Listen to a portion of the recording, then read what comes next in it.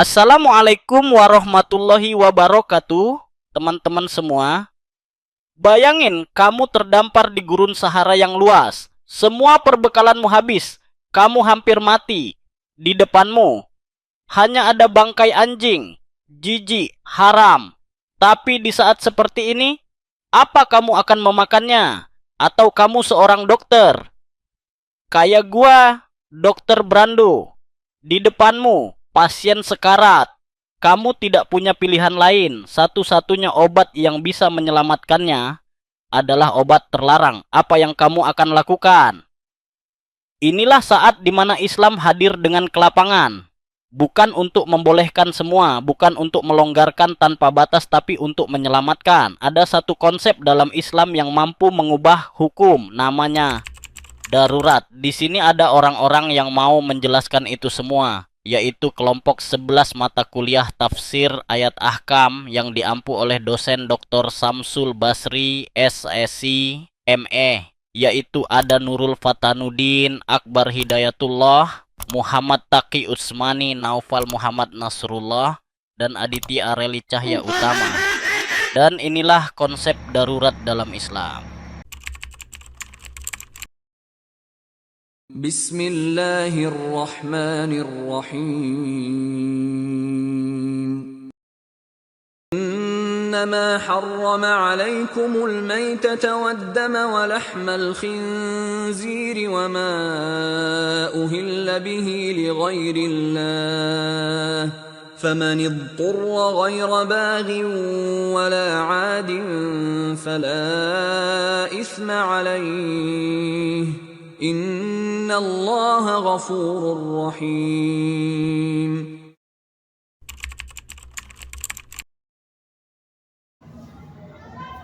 Bismillahirrahmanirrahim, teman-teman yang bukan Allah Subhanahu wa taala. Pada bagian pertama ini kita akan memulai dari ayat Al-Qur'an yang menjadi dasar utama konsep darurat, yaitu Quran surat Al-Baqarah ayat 173. Ayat ini menjelaskan larangan mengkonsumsi bangkai, darah, daging babi, dan hewan yang disembelih atas nama selain Allah Subhanahu wa taala. Namun menariknya, ayat ini memberikan pengecualian ketika seseorang berada dalam kondisi darurat. Artinya Islam bukan hanya mengatur halal dan haram, tapi juga memperhatikan kondisi dan keadaan manusia. Di dalam tafsir Ibnu Katsir disebutkan bahwa orang yang dalam keadaan terpaksa, kemudian ia memakan yang haram, maka ia tidak berdosa selama ia tidak melampaui batas dan tidak menikmatinya. Jadi ia hanya makan sekedar untuk menyelamatkan hidupnya. Sementara di dalam Al-Qurtubi menekankan bahwa hukum larangan dapat gugur jika ada unsur keterpaksaan. Konsep ini dikenal dengan prinsip ad-darurat tubihul mahdurat, yaitu darurat membolehkan sesuatu yang dilarang. Ayat ini juga menegaskan bahwa syariat Islam adalah syariat yang humanis dan fleksibel. Konteks ini menunjukkan bahwa betapa hukum Allah, hukum Islam bukan sesuatu yang kaku. Ketika jiwa manusia terancam, maka syariat memberikan ruang kemudahan. Ini menunjukkan bahwa prinsip maqasidus syariah seperti hifdzun nafs, menjaga diri, benar-benar menjadi landasan utama dalam penerapan hukum, termasuk dalam keadaan darurat. Ini saya akan menjelaskan pengertian darurat dalam hukum Islam.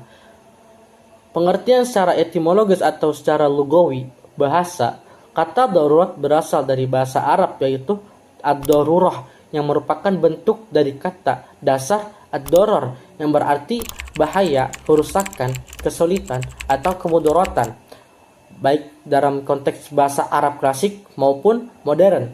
Istilah ini sering digunakan menggambarkan situasi yang penuh tekanan atau keadaan sulit yang menimbulkan penderitaan baik secara fisik maupun secara mental. Adapun pengertian secara terminologis atau secara istilah, para ulama mendefinisikan darurat dalam berbagai cara yang memiliki titik temu pada esensi yang sama. yaitu keadaan keterpaksaan yang mengancam keberlangsungan hidup atau keselamatan manusia. Sehingga seseorang diperbolehkan melakukan sesuatu yang biasanya dilarang dalam syariat Islam untuk menghindari kerusakan yang lebih besar. Adapun beberapa definisi darurat menurut para ulama. Yang pertama ada Imam Ibnu Jizi Al-Qalbi mazhab Maliki. Dalam karyanya Al-Qawanin Al-Fiqhiyah, Ibnu Jizi menyatakan bahwa keadaan darurat adalah ketika seseorang berada dalam situasi yang mengancam jiwanya, bahkan jika ancaman tersebut masih dalam bentuk dugaan kuat atau ghalabat az-zan, artinya cukup dengan adanya dugaan kuat, maka seseorang akan mati atau mengalami kerusakan parah jika tidak melakukan tindakan tertentu yang biasanya dilarang oleh agama, maka hal itu sudah dikategorikan sebagai keadaan darurat. Yang kedua ada Imam Asyuti mazhab Syafi'i menyebut bahwa darurat adalah keadaan yang membuat seseorang berada di ambang kematian atau kehilangan bagian tubuh penting jika tidak melakukan tindakannya menyimpang dari hukum syariat. Artinya, apabila tidak segera ditolong atau tidak melakukan pelanggaran tertentu, misalnya memakan makanan yang haram karena kelaparan, maka nyawanya akan melayang. Yang ketiga ada Imam Qudamah mazhab Hambali. Dalam kitab Al-Mughni, Ibnu Qudamah menekankan bahwa darurat adalah kondisi yang membolehkan seseorang untuk melakukan hal yang haram seperti memakan bangkai atau daging babi guna mempertahankan hidupnya. Menurut beliau, hukum ini berlaku ketika tidak ada alternatif lain dan tindakan itu dilakukan hanya sebatas untuk menghindari kematian. Adapun yang keempat, Wahba Az-Zuhaili, ulama kontemporer, dalam fikihnya mendefinisikan memberikan definisi yang lebih komprehensif dan sesuai dengan perkembangan zaman. Ia menyatakan bahwa darurat tidak hanya berkaitan dengan keselamatan jiwa, tetapi juga mencakup perlindungan terhadap akal, kehormatan, harga diri, keturunan, dan harta benda. Pendekatan ini mengacu pada konsep maqasidus syariah, yaitu tujuan utama syariat Islam, yaitu menjaga 5 prinsip dasar kehidupan manusia, agama, jiwa, akal, keturunan, dan harta. Baik, kita masuk ke pembahasan selanjutnya, yaitu kaidah darurat. Kaidah-kaidah fikih tentang darurat adalah prinsip penting yang menunjukkan betapa fleksibelnya hukum Islam dalam menjawab realitas kehidupan. Di antara kaidah fikih yang paling populer tentang darurat adalah yang pertama, yaitu ad-darurah tubihul mandhurat. Darurat membolehkan hal-hal yang dilarang. Yang kedua yaitu ad-darurah tuqaddaru biqadriha. Kondisi darurat hanya dibolehkan sesuai dengan kadar kebutuhan. Yang ketiga, ad-darar yuzal. Kemudaratan harus dihilangkan. Yang keempat, yukhtaru akhtafu ad-dararain. Jika ada dua mudarat, maka pilih yang paling ringan. Contoh praktisnya adalah dalam dunia medis, seorang dokter laki-laki boleh mengobati pasien perempuan jika tidak ada dokter perempuan yang mampu menangani pasien tersebut, asalkan tidak melampaui batas. Begitu pula jika kita dalam kelaparan yang bisa mengancam kematian, maka kita boleh memakan makanan haram, tapi tidak boleh berlebihan sampai sebatas kita cukup, tidak boleh berlebihan. Nah, kaidah lain menyebut bahwa kemudaratan yang lebih ringan boleh diambil untuk mencegah kemudaratan yang lebih besar. Dalam dunia hukum, kadang perlu menetapkan sanksi keras demi menjaga ketertiban sosial meskipun terasa berat. Barakallahu fiik.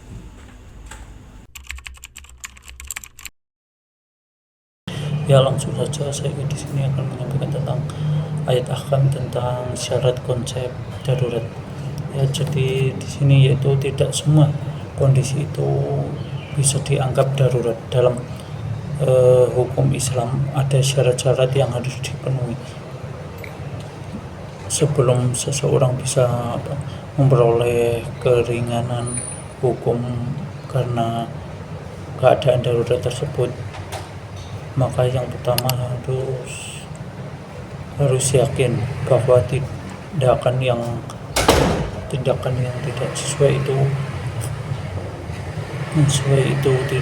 dapat melanggar syarat, itu benar-benar bisa menghilangkan bahaya. Jika tidak ada halangan langsung, maka tidak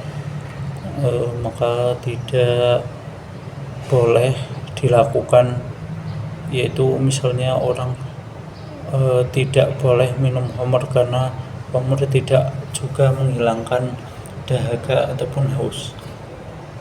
Kemudian yang kedua yaitu tidak boleh jika ada cara lain maka yang halal maka pilihlah yang halal, maka yang haram pun tidak diperbolehkan dalam hal tersebut. Kemudian yang ketiga yaitu bahaya yang dihindari harus lebih besar.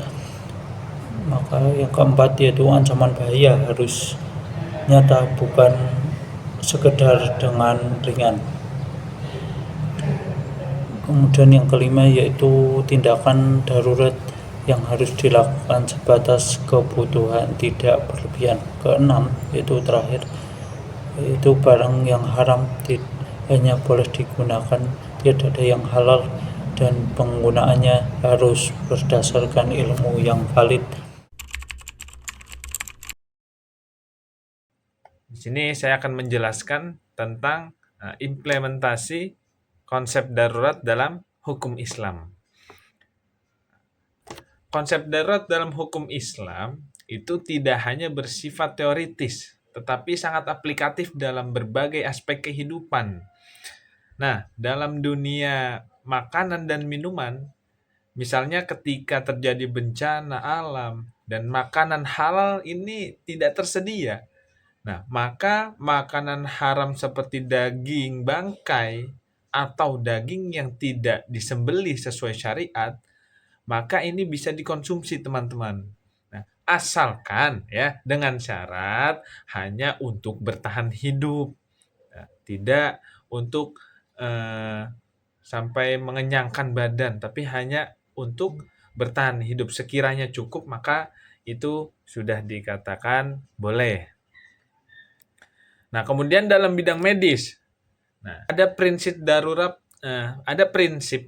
yang penting, yaitu prosedur medis yang mungkin melanggar hukum ya,